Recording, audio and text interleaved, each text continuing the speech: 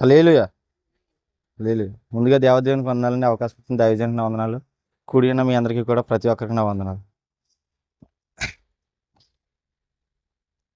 వేశ్య అయిన రాహాబు తెలుసు కదండి. రాహాబ్ అనే వేశ్య రక్షణ పొందడానికి గల కారణాలు. హెబ్రీ పత్రిక 11వ అధ్యాయం 31వ వచనం చూసుకున్నాం ఒకసారి.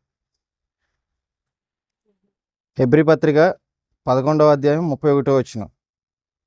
విశ్వాసమును బట్టి రాహాబు అను వేశ్య వేగుల వారిని సమాధానముగా చేర్చుకునేందున అవిధేయులతో పాటు నశింపకపోయాను. దేవుని స్తోత్రం. చిన్న ప్రార్థన చేసుకుని మాట్లాడుకుందామండి. మహాగణుడు మహోన్నతుడు తండ్రి, మీకు వందనాలు స్తోత్రములు చెల్లిస్తున్నాం ప్రభా తండ్రి. అయ్యా, గడిచిన కాలం నుంచి ఇప్పటి వరకు మమ్మల్ని సజీవ రెక్కలో ఉంచినందుకు దేవా మీకు వందనాలు తండ్రి. ప్రభా తండ్రి చిన్న వాక్యం పట్ల దేవ తండ్రి, ప్రభా మేము ఏ విధంగా నడుచుకోవాలో దేవ తండ్రి చిన్న ప్రభా రాహాబు అనే వేశ్య ద్వారా నుంచి తండ్రి మేము ఏం నేర్చుకోవాలో దేవ తండ్రి మాకు తెలియజేయండి తండ్రి. మాకు నోటికి బోరగా ఉండి దేవ తండ్రి ప్రతి ఒక్కరితోనూ మాట్లాడమని నజరేయుడైన యేసుక్రీస్తు వారి పరిశుద్ధ నామంలో అడిగి వేడుకొని ప్రార్థిస్తున్నాం పరమ తండ్రి. ఆమేన్. ఎవరండి ఆమె? వేశ్య. యెహోషువ గ్రంథం 2వ అధ్యాయం 9-10 వచనాలు. యెహోషువ గ్రంథం 2వ అధ్యాయం 9-10 వచనాలు. రాహాబు రక్షణ పొందడానికి గల కారణాలు ఏంటండి? మొత్తం 7 కారణాలండి. 7 కారణాల గురించి మనం మాట్లాడుకుందాం. ముందుగా ఆమె దేవుని గురించి విన్నది. ఎవరి గురించి అండి? దేవుని గురించి విన్నది ఆమె. యెహోషువ గ్రంథం 2వ అధ్యాయం 9-10 వచనాల్లో ఉంటుంది. యెహోవా ఈ దేశమును మీకు ఇచ్చుచున్నాడనియు, మీ వలన మాకు భయము పుట్టుననియు, మీ భయము వలన ఈ దేశ నివాసులందరికీ ధైర్యము చెడుననియు నేను ఎరుగుదును. మీరు ఐగుప్తు దేశంలో నుండి వచ్చినప్పుడు మీ ఎదుట యెహోవా ఎర్ర సముద్రపు నీరును ఎలాగో ఆరిచేసెనో, యోర్దాను తీరముననున్న అమోరీయుల 2 రాజులైన సీహోనుకును ఓగుకును మీరేమి చేసితిరో, అనగా మీరు వారిని ఎలాగూ నిర్మూలం చేసితిరో ఆ సంగతి మేము వింటిమి. ఎవరండి విన్నది ఇక్కడ? ఎవరండి? రాహాబు. ఎవరండి? రాహాబే కదా. రాహాబు విన్నారు. ఎవరి గురించి విన్నారు? దేవుని గురించి విన్నారు. దేవుని కార్యాలు విన్నారు. ఈ ఎర్ర సముద్రం దగ్గర దేవుడు చేసిన అద్భుతాన్ని కూడా ఆవిడ విన్నారు. విని ఆ వాక్యాన్ని గ్రహించింది ఆమె. ఏంటండి? దేవుణ్ణి గ్రహించింది. దేవుడు చేసిన అద్భుతాలు కానీ సూచక్రియలు కానీ ఆమె వేశ్య గ్రహించింది. రెండోది ఏంటంటే యెహోషువ గ్రంథం 2వ అధ్యాయం 11వ వచనం. మొదటిది దేవుని గురించి విన్నది ఆమె. రెండవది గ్రహించింది. మేము వినినప్పుడు మా గుండెలు కరిగిపోయాను. మీ దేవుడైన యెహోవా పైన ఆకాశమందును భూమి యందును దేవుడే, మీ ఎదుట ఎట్టి మనుషులకైనను ధైర్యం ఏమాత్రమును ఉండదు. హల్లెలూయా. హల్లెలూయా. ఏం చేసిందండి ఆవిడ? ముందు దేవుని గురించి విన్నది. విని ఏం చేసింది? దానిని గ్రహించుకున్నది. ఆ దేవుని ముందు ఏ ఒక్క వ్యక్తి కానీ అన్య దేవతలు కానీ మనుషులు పూజించే విగ్రహాలు కానీ ఏది కూడా దేవుని ముందు ఏది కూడా నిలవలేదనేసి ఆమె తెలుసుకున్నది. అంటే గ్రహించింది. కానీ మనం ఇంకా ఉంటాం, దేవుని వాక్యాన్ని వింటాం, ఓ చెవితో వింటాం, ఓ చెవితో వదిలిపెట్టేస్తాం. కానీ మనం దేవుని వాక్యాన్ని అర్థం చేసుకోం. కానీ ఈమె ఏం చేసింది? వేశ్య అయినా కానీ దేవుని దగ్గరికి వెళ్ళలేదు. కానీ జనులు చెప్పుకునే దానిని బట్టి ఆమె విన్నది. దేవుని గురించి విన్నది. విన్న తర్వాత విన్నదాన్ని గ్రహించింది ఆమె. ఏంటండి? గ్రహించింది. మూడో విషయం ఏంటంటే విశ్వసించింది. హెబ్రీ పత్రిక 11:31. హెబ్రీ పత్రిక 11వ అధ్యాయం 31 వచనం. విశ్వాసమును బట్టి రాహాబను వేశ్య వేగుల వారిని సమాధానముగా చేర్చుకొనినందున అవిధేయులతో పాటు నశింపకపోయాను. హల్లెలూయా. దేవునికి స్తోత్రం. దేనిని బట్టి అండి ఆమె చేర్చుకున్నది? దేనిని బట్టి అండి? ముందుగా దేవుని గురించి విన్నది. ఆ విని దానిని గ్రహించుకుంది. దేవుని మీద విశ్వాసంతో దేవుని పిల్లల్ని ఆమె చేర్చుకున్నది. ఎందుకు చేర్చుకున్నది? ఆమె దేవుని గురించి విన్నది. వినింది ఏం చేసింది? ఆమె వదిలిపెట్టేసిందా? గ్రహించుకుని దానిని ఆచరించి పాటిస్తుంది. ఏం పాటిస్తుంది ఆమె? ముందుగా దేవుని ప్రేమను కనబరుస్తుంది అక్కడ. ఏంటండి, వేగుల వారు వచ్చారు. ఎవరైనా తెలియని వారు వస్తే మనం ఇంట్లోకి తీసుకెళ్తామా? ఒకసారి ఎర్నగూడెం ప్రార్థన చేయడానికి మేము వెళ్తే మీరు ఎవరో ఎక్కడి నుంచి వచ్చారో, మా సామానం పట్టుకెళ్ళిపోతారేమో మీరు అనేసి అన్నారు. అయ్యా మాకు ఇంటికాడ బోల్డ్ సామానం ఉన్నాయండి, అయ్యా మేము మొయ్యలేక మాకు ఒక వ్యాన్ అవుతుంది అనేసి అంటే, ఏమో ఎవరికి తెలుసు మీరు ప్రార్థన చేయడానికి వచ్చారో, మా ఇంట్లో ఉన్న కొండలో విలువైన వస్తువులు మీరు పట్టుకెళ్ళిపోవడానికి వచ్చారో ఎవరికి తెలుసు అనేసి వాళ్ళు అడిగారు. అంటే ఎవరు ఏ విధంగా ఉంటారనేది తెలియదు. కానీ ఈమె ఏం చేసింది, దేవుని ప్రేమను కనబరిచింది వాళ్ళకి. ఏంటండి, వేగుల వారు వచ్చారు, వచ్చినప్పుడు వాళ్ళని చేర్చుకున్నది ఇంట్లో. కానీ మనం ఏం చేస్తాం, ఎవరం కూడా చేర్చుకోము. వాళ్ళు ఎవరో మనకి ఏ హాని చేస్తారో, ఏ కీడు చేస్తారో, మనల్ని చంపేస్తారేమో, కొడతారేమో అనేసి మనం ఎవరిని కూడా చేర్చుకోము. కానీ విశ్వాసం ఎవరి మీద ఉంచాలి? దేవుని మీద విశ్వాసం ఉంచాలి. చూద్దాం ఒకసారి అపోస్తుల కార్యం 16వ అధ్యాయం 31వ వచనం. అపోస్తుల కార్యం 16వ అధ్యాయం 31వ వచనం. అందుకు వారు ప్రభువునందు యేసునందు విశ్వాసం ఉంచము, అప్పుడు నీవును నీ ఇంటి వారును రక్షణ పొందుదురని చెప్పాను. హల్లెలూయా, హల్లెలూయా. ఎవరి మీదండి ఉంచాల్సింది విశ్వాసం? దేవుని మీద ఉంచాల్సింది. ఆ దేవుడు ఎవరండి? ఆయన ప్రభు అయిన యేసుక్రీస్తు వారు. ఎవరు చెప్పట్లేదు, ప్రభు అయిన యేసుక్రీస్తు వారు. ఆయన మీద విశ్వాసం ఉంచాలా, వాక్యం చెప్పేవారి మీద విశ్వాసం ఉంచాలా? దేవుని పైన విశ్వాసం ఉంచాలి. అసలు యేసుక్రీస్తు వారు ఎవరు? యేసుక్రీస్తు వారు ఎవరు? అసలు ఎందుకు వచ్చారు ఆయన? మన పాపాల నిమిత్తం మరణించి మనం నరకంలోకి వెళ్ళి మనం నశించిపోతాం అనేసి ఆయన ప్రాణాన్ని అర్పించి మనకి ఏం కలుగజేశారు? ఏం కలుగజేశారండి? మనకి రక్షణ కలుగజేశారు. మనకి ఏంటండి, పాపం నుంచి మనల్ని విమోచించి చీకటి శక్తుల నుంచి మనల్ని విడుదల చేసి ఆయన మనకి రక్షణ కలుగజేశారు. ఆ రక్షణ మనం కాపాడుకోవాలంటే మనం ఏం చేయాలండి? ప్రార్థన చేసి మనం దేవుని యందు విశ్వాసం కలిగి ఉండాలి. ఏంటండి, విశ్వాసం కలిగి ఉండాలి. మరి విశ్వాసం బట్టే కదా రాహాబు అనే వేశ్య వాళ్ళని చేర్చుకున్నది. దేవుని మీద విశ్వాసం బట్టే కదా ఎవరో తెలియని వారికి స్థానం కల్పించింది. ఏంటండి, అదేవిధంగా 4వ అంశం చూసుకున్నట్లయితే ఆమె దేవుని పిల్లలను చేర్చుకొనెను. ఏంటండి, దేవుని పిల్లలను చేర్చుకొనెను. హెబ్రీ పత్రిక 11:31లోనండి, విశ్వాసమును బట్టి రాహాబును వేశ్య వేగుల వారిని సమాధానముగా చేర్చుకొనెను, అవిధేయులతో పాటు నశింపకపోయాను. సరిపోతుందమ్మా. ఎవరిని చేర్చుకున్నదండి? వేగుల వారిని చేర్చుకున్నది. ఎలా చేర్చుకున్నది? సమాధానముగా. అంటే ఏదైనా టెన్షన్ పడుతూ ఎవరు మీరు, ఎక్కడి నుంచి వచ్చారు అని ఏమన్నా అడిగిందా? ఆమె ఎవరిని ఏమీ అడగలేదు. అడగకుండా దేవుని పట్ల విశ్వాసంతో ఆయన్ని ఎరిగి ఆయన్ని గ్రహించుకుని అవి ఆమె జీవితంలో అలవర్చుకుంటూ కూడా ఆమె ఏం చేసిందంటే సమాధానముగా వేగుల వారిని చేర్చుకున్నారు. ఆవిడ ఎందుకు? వేగుల వారు శ్రమలో ఉన్నారా, శోధనలో ఉన్నారా, సుఖంలో ఉన్నారా, దుఃఖంలో ఉన్నారా? ఏంటండి, వారు చూడడానికి వచ్చారు. ఆ దేశంలో ఏం జరుగుతుంది, అక్కడ ఏం జరుగుతుంది, దేవుని పట్ల వాళ్ళ ఏ ఆలోచన కలిగి ఉన్నారు, అసలు వాళ్ళ ఉద్దేశం ఏంటని వాళ్ళు చూడడానికి వచ్చారు. వేగుల వారు ఈ దేశ రహస్యాలు వేరే వాళ్ళకి చెప్తారనేసి భయంతో ఆ దేశరాజు ఏం చేశారంటే వాళ్ళని చంపడానికి జనులు పంపించారు. మరి వాళ్ళకి ప్రాణహాని ఉంది కదా. ఏంటంటే వేగుల వారికి ప్రాణహాని ఉన్నది కదా. మరి ఆమె ఏం చేసింది? దాచింది. ఎవరిని దాచింది? నన్ను దాచిందా? వేగుల వారిని దాచింది. వేగుల వారిని దాచి ఎలా దాచింది? సమాధానంగా దాచిందా, లేక సమాధానముగా దాచింది. మరి మనం దేవుని పట్ల, దేవుని బిడ్డల పట్ల, దేవుని ప్రజల పట్ల మనం సమాధానంగా మాట్లాడగలమా? మనం ఏంటండి సమాధానంగా మాట్లాడగలమా? మరి అలా ఉంటే మనకి రక్షణ కలుగుతుందా? కలిగిన రక్షణను కూడా మనం పూర్తిగా చివరి వరకు కూడా మనం ఉంచగలమా?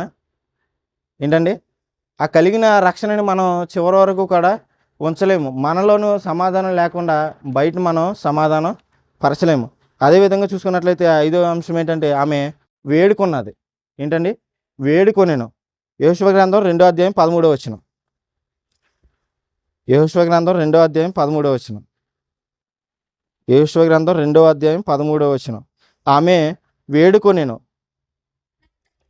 నా తండ్రియు నా తల్లియు, నా అన్నదమ్ములను, నా అక్క చెల్లెండ్రును, వారికి కలిగి ఉన్న వారందరూ చావకుండా బ్రతుకునిచ్చి రక్షించున్నట్లుగా దయచేసి యెహోవా తోడని ప్రమాణము చేయుడని. సరిపోతుందమ్మా. ఎవరన్నారండి? హల్లెలూయా. ఎవరన్నారు? రాహాబు అన్నారు. ఎవరి కోసం అడుగుతుంది ఆమె? వాళ్ళ తల్లిదండ్రుల గురించి, అన్నదమ్ముల గురించి, అక్క చెల్లెల గురించి అడుగుతున్నారు. ఏమని అడుగుతున్నారు? చావకుండా బ్రతికుండడానికి రక్షింపమని అడుగుతున్నారు. రక్షింపమంటే మనం ఈ లోకంలో చూసుకున్నట్లయితే రక్షించడం అంటే ఎదుటివారు మనల్ని చంపుతూ ఉంటే అది ఆపడమా? ఏంటండి? ఆపడమా? లేకపోతే మనం చనిపోయిన తర్వాత కూడా మనకి కలిగే నిత్య జీవం కోసమా?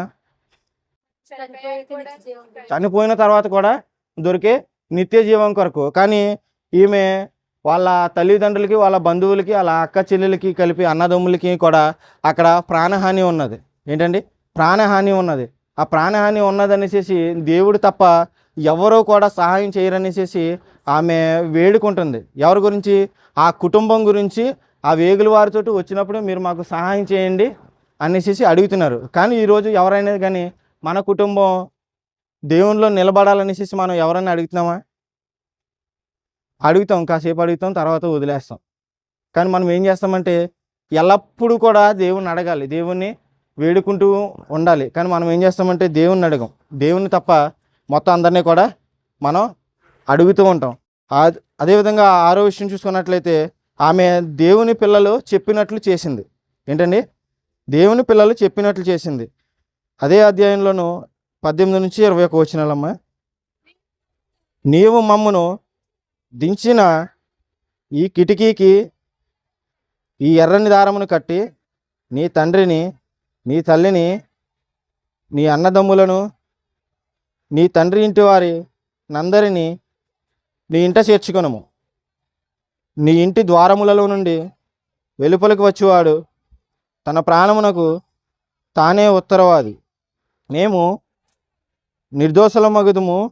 అయితే నీ యొద్ద నీ అంటనున్న ఎవనికే గాని ఏ అపాయమైనను తగిలిన ఎడల దానికి మేమే ఉత్తరవాదులము. నీవు మా సంగతి వెల్లడి చేసిన ఎడల నీవు మా చేత చేయించిన ఈ ప్రమాణము విషయములలో మేము దోషులము కామనిరి. అందుకు ఆమె మీ మాట చొప్పున జరుగునుగాక అని చెప్పి వారిని వెళ్ళనంపెను. సరిపోతుందమ్మా. హల్లెలూయా. ఎవరు చెప్పారండి వాళ్ళకి? వేగుల వారు ఎవరితో చెప్తున్నారు? రాహాబుతో చెప్తున్నారు. ఏమని చెప్తున్నారు? మీ తల్లిదండ్రులు, మీ అన్నదమ్ములు, మీ అక్క చెల్లెళ్ళు కూడా వాళ్ళు బ్రతికుండాలనేసి అంటే వాళ్ళని రక్షించాలంటే నీ ఇంటికి చేర్చుకో. నీ ఇంటికి చేర్చుకుని నీ ద్వారబంధానికి ఒక ఎర్రని దారం కట్టాలి. ఏంటండి? ఎర్రని దారం కట్టాలి. ఎర్రని దారం కడితే దేనికి కట్టాలి? మెడకి, ద్వారబంధానికి కట్టుకోవాలి. ఏంటండి? ద్వారబంధానికి, కిటికీకి కట్టాలి. కట్టితే ఏం జరుగుతుంది? ఏంటండి? వారు చావకుండా బ్రతికుండడానికి అది ఒక సూచన అనమాట. ఇప్పుడు ఆ తాడు కనిపించింది అనుకో, ఎర్రని దారం కనిపించింది అనుకో, ఆ కుటుంబాన్ని వదిలిపెట్టేసేసి వేరే వాళ్ళు చనిపోతారు. కానీ ఈమె ఏం చేసింది? దేవుని బిడ్డలు, దేవుని ప్రజలు ఏమైతే చెప్పిందో ఈమె దారం, వాళ్ళు వేగుల వారు దారం కట్టమని చెప్పారు. చెప్పిన వెంటనే ఈమె ఏం చేసింది? మీరు చెప్పినట్లే అట్లే జరుగును గాక అనేసి వెంటనే మాట విని వెంటనే దారం తెచ్చి ఇంటికి కట్టింది. కానీ మనం ఏం చేస్తాం, దైవజనులు ఏదైనా చెప్పారనుకో, పలానా విషయం కోసం ప్రార్థన చేసుకోండి అమ్మా, మీ కుటుంబంలో జరుగుతుంది, ఈ విషయం జరగాలి, మీ కుటుంబంలో ఇలాంటి కార్యం జరగాలనేసి చెప్తారు. కానీ మనం చేస్తామా? మనం ఎందుకు చేయము? ఆమె దేవుని బిడ్డలు చెప్పిన పని చేసింది. ఆమె కుటుంబం రక్షింపబడాలనేసి, ప్రాణహాని కలగకుండా ఉండాలనేసి, ఎవరు చనిపోకుండా ఉండాలని ఆమె చెప్పిన పని వెంటనే చేసింది. కానీ మనం ఏం చేస్తాం? చెయ్యం. హల్లెలూయా, హల్లెలూయా, దేవునికి స్తోత్రం.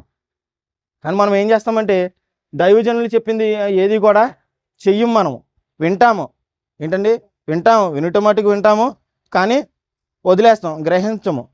కానీ ఇక్కడ రాహాబు విన్నది, విని ఏం చేసింది? గ్రహించి వాళ్ళు చెప్పింది ఏంటి? నీ ద్వారబంధానికి ఎర్రని తాడు కట్టు, నీ ప్రజలు ఎవరు కూడా, నీ బంధువులు కానీ, తల్లిదండ్రులు కానీ, అక్క చెల్లెలు కానీ, అన్నదమ్ములు కానీ ఎవరు కూడా చనిపోరు అనేసి వాళ్ళు వాగ్దానం చేశారు. ఆ చేసింది వెంటనే ఈమె చేసింది కదా, చేసి ఏం చేసింది? వారి కుటుంబాన్ని రక్షించుకుంది. కానీ మన కుటుంబాన్ని రక్షించుకోవాలనేసి అంటే మనకి బాధ్యత ఉన్నదా లేదా? మనకి బాధ్యత ఉన్నది. కానీ మనమేం కట్టాలి? మన ఇంటికి మనమేం కట్టాలంటే, ఎప్పుడన్నా ఏదైనా చిన్న జ్వరం వచ్చిందంటే వెళ్ళి తాళ్ళు తెచ్చేసుకుని కాళ్ళకిని, జబ్బలకే, మెడకే, మొలకే కట్టేసుకోవాలి మనం, ఏంటండి, అవి మనం కట్టుకోవాలి. ఇంట్లోనేమో యంత్రాలు పెట్టుకోవాలి. అవి ఉంటే మరి మనకి ఏదైనా కానీ ఉంటాయా? దేవుని వాక్యం ఏం చెప్తుంది? ఏమని చెప్తుంది? ఏంటండి, అలాంటివి చెయ్యొద్దనేసి చెప్తుంది. కానీ మనం ఏం చేస్తాం? అటు ఉంటాము, ఇటు ఉంటాము. అటు ఉండి ఇటు ఉంటేనే దేవుడు ఇవ్వాలనుకున్నది మనకిస్తారా? దేవుడు మనకి ఇవ్వరు. ఎందుకంటే మనం ఉండాల్సింది ఒకవైపే ఉండాలి. అది ఎటువైపు ఉండాలి? దేవుని వైపు మాత్రమే ఉండాలి. కానీ మనం ఏం చేస్తామంటే, కాలాలు వస్తాయి కదా, వర్షాకాలం, ఎండాకాలం, శీతాకాలం, చలికాలం, సేమ్ ఆ కాలాల టైపులో మనం ఉంటాం. ఏంటండి, ఆ కాలాల టైపులోనే ఉంటాం. వేసవకాలం ఏమో చెట్టు కిందకి వెళ్తాం, వానాకాలం ఏమో గొడుగు కిందకి వెళ్తాం, ఏంటండి, చలికాలం ఏమో స్వెటర్ కిందకి వెళ్తాం. కానీ దేవుడు ఏం చెప్తున్నాడు? ఎటువైపు వచ్చినా కానీ నా వైపు మాత్రమే ఉండాలి. మనం ఎటువైపు ఉండాలి? దేవుని వైపు మాత్రమే ఉండాలి. కానీ మనం ఏం చేస్తామంటే, ఆ కాలాలు ఎలా ఉన్నాయో, ఋతువులు ఎలా ఉన్నాయో, ఆ ఋతువుల వైపు మనం మారుతాం. మనం అంటే సిచ్యువేషన్కి తగ్గట్టు రంగులు వేసుకోవడం అన్నమాట, ఊసరవేలు టైపు. కానీ మనం ఆ విధంగా ఉండకూడదు. మరి ఈమె వేశ్యకు ఇంటి ద్వారబంధానికి ఎర్రని తాడు మాత్రమే కట్టమని ఎందుకు చెప్పారు? పచ్చది తెప్పొచ్చు కదా, పచ్చది కట్టమని చెప్పొచ్చు కదా, తెల్లది కట్టమని చెప్పొచ్చు కదా. కానీ ఎందుకు చెప్పలేదు? ఎర్రనిది మాత్రమే ఎందుకు చెప్పారు? ఏంటండి, ఎర్రనిది మాత్రమే ఎందుకు చెప్పారు? ఏంటండి, ఎర్రనిది మాత్రమే ఎందుకు చెప్పారు? ఆయన రక్తానికి సాదృశ్యం. ఏంటండి, ఆయన రక్తానికి సాదృశ్యం. ఇప్పుడు ఆ ఎర్రని తాడు వాళ్ళ ద్వారబంధానికి కట్టారు కాబట్టి వాళ్ళు ఎవరు కూడా చనిపోలేదు. ఏంటండి, ఆ ఎర్రని తాడు మనకి యేసుక్రీస్తు వారి రక్తానికి సాదృశ్యం. ఇప్పుడు కూడా మన పాపాల నిమిత్తమే ఆయన మనకి రక్షణ చిందించారు. మన పాపాల నిమిత్తం ఆయన ప్రాణం పెట్టి రక్తాన్ని చిందించారు. ఆ రక్తం వల్లే కదా మనం రక్షణ పొందగలిగాం.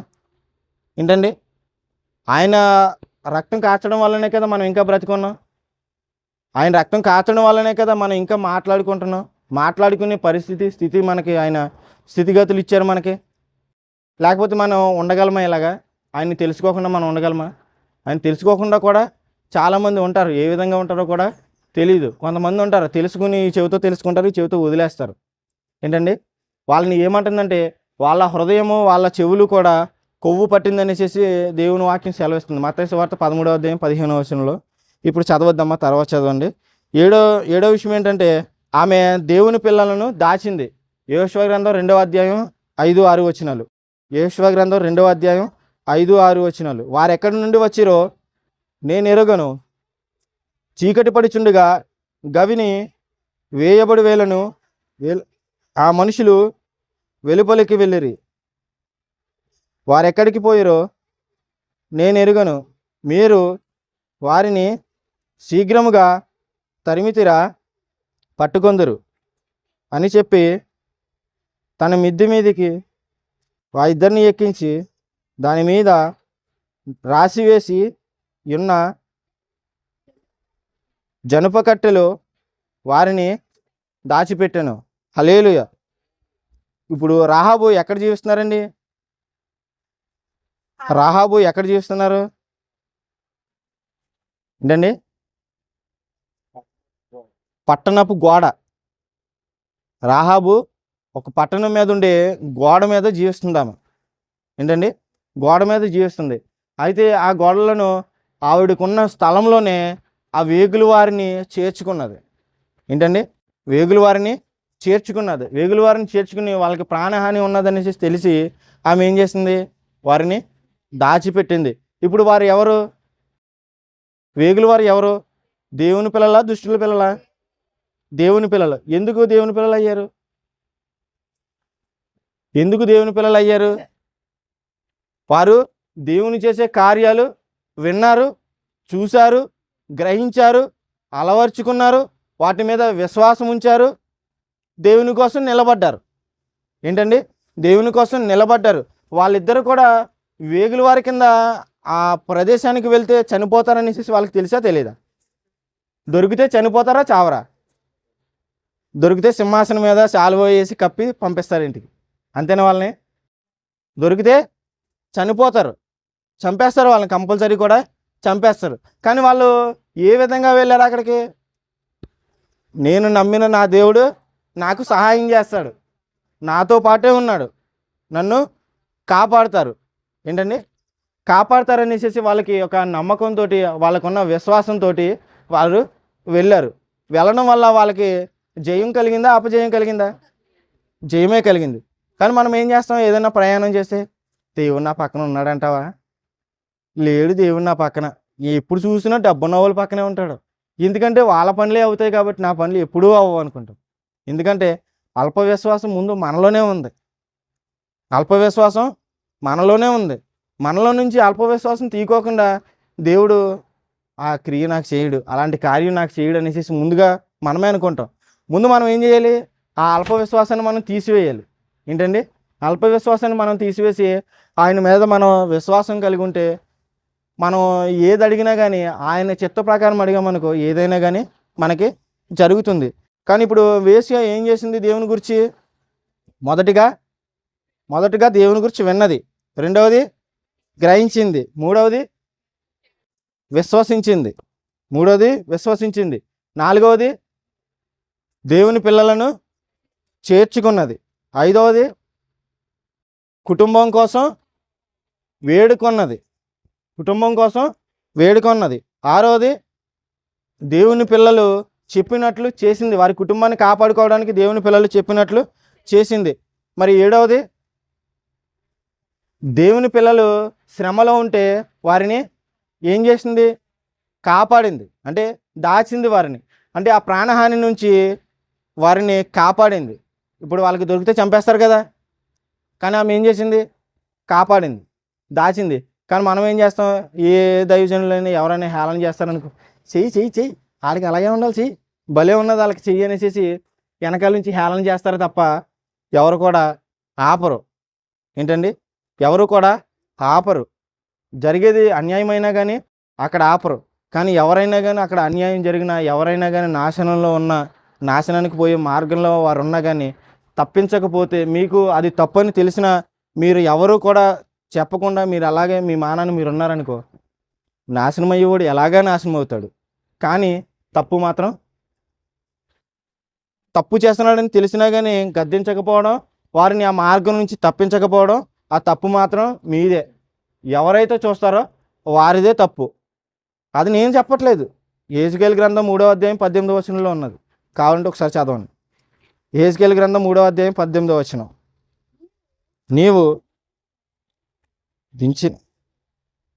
యెహెజ్కేలు గ్రంథం 3వ అధ్యాయం 18వ వచనం. యెహెజ్కేలు గ్రంథం 3వ అధ్యాయం 18వ వచనం. ఆవశ్యముగా నీవు మరణమవుదు అని నేను దుర్మార్గుని గురించి ఆజ్ఞ ఇయ్యగా, అంటే ఒకసారి దుర్మార్గుడిని గురించి ఆజ్ఞ ఇస్తున్నానమాట. ఎలాగంటే దుర్మార్గ పనులు చేసేవాడు ఎలాగైనా చనిపోతాడు. ఎన్నిసార్లు చనిపోతాడు దుర్మార్గుడు? ఎన్నిసార్లు? 2 సార్లు. పాస్టర్ గారు ఉగిలే చదువుతున్నారు అనుకుంటా బైబిల్. ఆయన ఒకరే వింటున్నారు అనుకుంటా దేవుని వాక్యం. హల్లెలూయా. దుర్మార్గుడు 2 సార్లు చనిపోతాడు. దేవుని నామంలో బ్రతికే వాళ్ళు ఎవరైనా కానీ ఒకసారే చనిపోతారు. ఏంటండి? ఒకసారే చనిపోతారు. ఈ లోకపరంగా చనిపోతారు. చనిపోయిన తర్వాత మళ్ళీ నిత్య జీవం కోసం యేసుక్రీస్తు వారు ఆయన రెండవ రాకల్లో వచ్చి మనల్ని లేపుకుని పెండ్లి విందుకు తీసుకెళ్తారు. ఏంటండి? పెండ్లి విందుకు తీసుకెళ్తారు. కానీ ఇక్కడ ఆజ్ఞ ఏంటంటే దుర్మార్గుని గురించి ఆజ్ఞ ఇచ్చారు. ఎలాగంటే అవశ్యముగా నీవు మరణమవుదువు. ఎలాగవుతారు? దుర్మార్గుడు చేసే పనులు వాటిని వదిలిపెట్టుకోకుండా ఉన్నాడనుకో, డెఫినెట్లీ చనిపోతాడు. నీవు అతన్ని హెచ్చరిక చేయకయు అతడు జీవించినట్లు తన దుర్మార్గతను విడిచిపెట్టవలనని వానికి హెచ్చరిక చేయకయు నుండిన ఎడల ఆ దుర్మార్గుడు తాను చేసిన దోషమును బట్టి మరణమవును గాని అతని రక్తమునకు నిన్ను ఉత్తరవాదిగా ఎంచుదును. హల్లెలూయా. ఎవరిని ఎంచుతారంటండి? ఎవరిని? చూచిన వారిని. ఎవరైతే పాపంలో ఉన్నాడో, ఎవడైతే శాపంలో ఉన్నారో, ఎవరైతే తప్పుడు మార్గంలో నడుస్తున్నాడో, ఎవడైతే తప్పుడు పనులు చేస్తున్నాడో, ఎవరైతే తల్లిదండ్రులని ఎదురు సమాధానం చెప్తున్నారో, అలాంటి వారికి ఎవరైతే చెప్పుకోకుండా ఉంటారో వాళ్ళ నాశనానికి వాళ్ళ తల్లిదండ్రులు కానీ, చూసిన వాళ్ళు కానీ, బంధువులు కానీ, ఇరుగు పొరుగు వారు కానీ వారే కారణమవుతారు. ఏంటండి? వారే కారణమవుతారు. ఎక్కడి వరకు ఎందుకు? నేను ఉన్నాననుకో, కాలు సరిగ్గా లేదు, అక్కడ జారిపోయేది ఏదన్నా దాని మీద కాలు వేసాననుకో పడిపోతాను. ఏంటండి? పడిపోతా. అది నేను చూసుకోలేదు, చూడకోకుండా నడిచి వెళ్ళిపోతున్నాను. చెప్తారా చెప్పరా? నేను పడిపోతానని చెప్తారా చెప్పరా? ఎందుకు చెప్తారు? నా కోసం కాలు బాగోలేదనేసి పడిపోతాననేసి చెప్తారు. కానీ నా గురించి అయితే కాలు బాగాలేదనేసి చెప్తారు తప్ప అది బాగున్న వ్యక్తికి అయితే చెప్పరే. బాగున్న వ్యక్తికి అయితే చెప్పరు. పడిపోయాడు, దరిద్రం వదిలిపోయింది, మొన్న నేను పడిపోతే వీడు ఎలాగే నువ్వాడనేసి మనం ఏం చేస్తామంటే ఎటకరేస్తాం. అవునా? ఆ విధంగా మనం ఉండకూడదు. వారికి దెబ్బ తగిలినా ఏం తగిలినా కానీ మన కళ్ళు ఎదురుకుంటానో అది మనకు తెలుసు, అక్కడ పడిపోతారనేసి మనకు తెలుసు. కానీ ఆ విషయం గురించి మనం చెప్పలేదనుకో అది మనదే పాపం. ఏంటండి? మనదే పాపం. ఒకవేళ ఇద్దరు భార్యాభర్తలు ఉన్నారనుకో, వాళ్ళిద్దరి మధ్య సమాధానం లేదనుకో, వాళ్ళిద్దరికి చెప్పాలి. వారు వింటారో వినరో అది తర్వాత విషయం, కానీ ముందుగా చెప్పాలి. చెప్పకపోతే ఎవరిది తప్పు? ఎవరిది తప్పు అనే? ఎవరి తప్పు? చూసిన వారిదే తప్పు. కానీ ఏం చేస్తాం? చెప్పరు వాళ్ళకి చెప్తే వీళ్ళు నన్నేమనుకుంటారో, నా వెనకాల వీళ్ళు ఎన్ని గోతులు తవ్వుతారో అనేసి అనుకుంటారు. కానీ దేవుని వాక్యం ఏం చెప్తుంది? ఎవరినైనా కానీ హెచ్చరించాలి. అది తప్పు జరుగుతుందంటే కానీ కన్ఫామ్గా హెచ్చరించాలి. దేవుని వాక్యం సూటిగా మనతోనే చెప్తుంది. ఎందుకంటే దేవుని వాక్యం ఎవరిలో అయితే ఉంటుందో తప్పును చూస్తూ సహించలేరు వారు. ఏంటండి? తప్పును చూస్తూ సహించలేరు. ఆ తప్పుని హెచ్చరించాలి. వారిని తప్పిపోతున్న వారిని, విశాలమైన మార్గంలో తిరుగుతున్న వారిని ఏం చేయాలంటే ఇరుకు మార్గంలోకి ప్రవేశించేలాగున, సత్య మార్గంలోకి ప్రవేశించేలాగున చెప్పే బాధ్యత ప్రతి ఒక్కరికి ఉన్నది. హల్లెలూయా. ఇంకో విషయం ఏంటంటే దేవుని వాక్యం మన హృదయంలో లేకుండా ఉన్నదనుకో, దేవుని వాక్యం పట్ల కానీ దేవుని మందిరంలో కానీ ఎక్కువగా ఏమొస్తుంది? దేవుని వాక్యం పట్ల శ్రద్ధ లేదనుకో, దేవుని పట్ల మనం భయభక్తులతో కలిగి లేకపోయామనుకో ఏమొస్తుంది మనకి? మందిరంలో ఏమొస్తుంది? నిద్ర వస్తుంది. నిద్ర వచ్చిన వాళ్ళు హల్లెలూయా చెప్పండి. హల్లెలూయా. హల్లెలూయా. దేవునికి స్తోత్రం. అయితే ఏంటంటే దేవుని మందిరంలో ఎప్పుడు కూడా దేవునికి భయభక్తులు కలిగి ఉండాలి. కానీ ఆయన పిలుస్తున్నారు, నన్నే పిలుస్తారేమో, పాస్టర్ గారు చెప్పేమో నన్నే పిలుస్తారేమో, వీళ్ళ మధ్య నేను హేళన అవుతానేమో అన్నట్టు మనం ఉండకూడదు. దేవుని వాక్యానికి మాత్రమే భయపడాలి. ఇప్పుడు వేశ్య నుంచి మనం ఏమి నేర్చుకోవాలండి? రహాబైన వేశ్య నుంచి మనం ఏం నేర్చుకోవాలి? ముందుగా ఆమె ఏం చేసింది? విన్నది. రెండవది గ్రహించింది. మూడవది విశ్వసించింది. నాలుగవది దేవుని పిల్లలను చేర్చుకున్నది. ఐదవది కుటుంబం కోసం వేడుకొన్నది. ఆరవది ఏంటండి? దేవుని పిల్లలు చెప్పింది చేసింది. ఏడవది వాళ్ళకి ప్రాణహాని ఉన్నదని చేసి, అపాయం ఉన్నదని, శోధన ఉన్నదని, ప్రమాదం ఉన్నదని తెలిసి ఏం చేసింది? వారిని దాచిపెట్టింది. వారికి ఉన్న ఆ కొంత స్థలంలోనే ఏంటంటే వాళ్ళకున్న ఆ కొంత గృహంలోనే దాచిపెట్టింది. అంటే దేవుని ప్రేమ ఆమె చూపిస్తుందా, చూపించట్లేదా? కానీ మనం దేవుని ప్రేమ చూపెడుతున్నామో దెయ్యాల ప్రేమ చూపెడుతున్నామో అన్నది మనల్ని మనం ఒకసారి స్వపరిపాలన చేసుకోవాలి. మనం దేవుని బిడ్డలమైతే దేవుని ప్రేమ చూపెడతాం, సాతాను బిడ్డలమైతే ప్రతి ఒళ్ళని దూషించేస్తాం. దేవునికి స్తోత్రం. ఈ వాక్యం మన వెనుకల్లో దేవుడు దీవించి ఆశీర్వదించి ఫలింపజేయను గాక. ఆమేన్. ప్రార్థన చేసుకుందామండి.